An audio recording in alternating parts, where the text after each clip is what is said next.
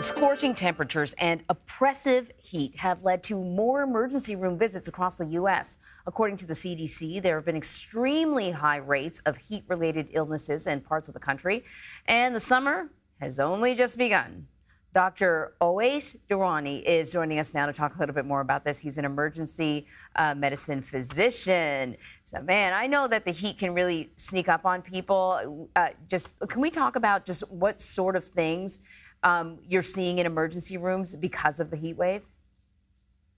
Yeah, absolutely. I appreciate you having me. Look, I think heat is something that sometimes we take mildly, but if you look at heat-related deaths last year, it killed more people than hurricanes, tornadoes, wildfires. So it's a silent killer, but it is a killer.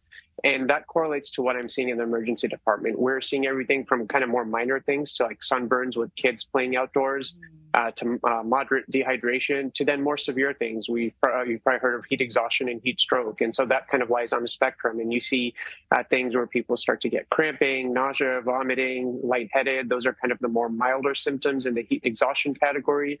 And then we see things like heat stroke, where our organs stop working because of how high that core body temperature gets. And that leads to things like slurred speech, difficulty walking, confusion. And so those are things that, unless they're treated immediately, will kill you. And so lots of kind of scary situations when it comes to the heat. And I think we need to talk about it in a serious manner, just like we do about tornadoes and hurricanes. So, let's talk about it. So are certain people more susceptible to heat-related illnesses, or really are we all vulnerable? So we're all vulnerable, obviously, with various things. Some of us are going to be more vulnerable. So kids, those with comorbid conditions, and the elderly are going to be the most vulnerable. Kids are going to get dehydrated really quick just because of how their body surface relates to their internal body area. They're also going to get sunburned a whole bunch because they haven't built up all the protective skin layers adults do. When it comes to comorbid conditions, so if you have congestive heart failure, heart disease, COPD, diabetes, kidney or liver issues, you're going to be much more susceptible to getting dehydrated, to balancing your electrolytes like a young, healthy person may be able to. And so those folks are going to be at a higher risk.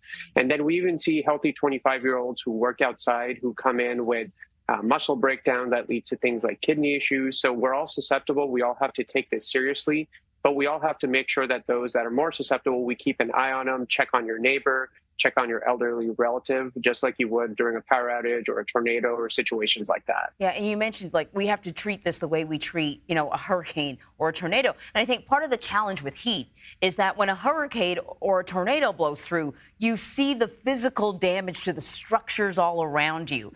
A heat wave, it's not as visual. And I think because of that, people don't realize that more people die as a result of heat waves than any tornado, than any hurricane. Absolutely. It's a silent killer.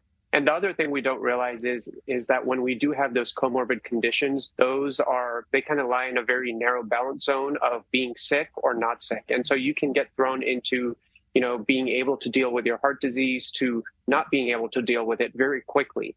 And so that's why we have to also make sure that, we're having the conversation and getting our local and state governments involved and making sure that we have things like cooling centers and resources in hospitals so that we can take care of these people.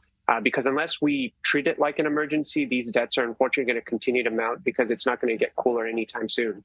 Right. Dr. Owais Durrani, thank you very much.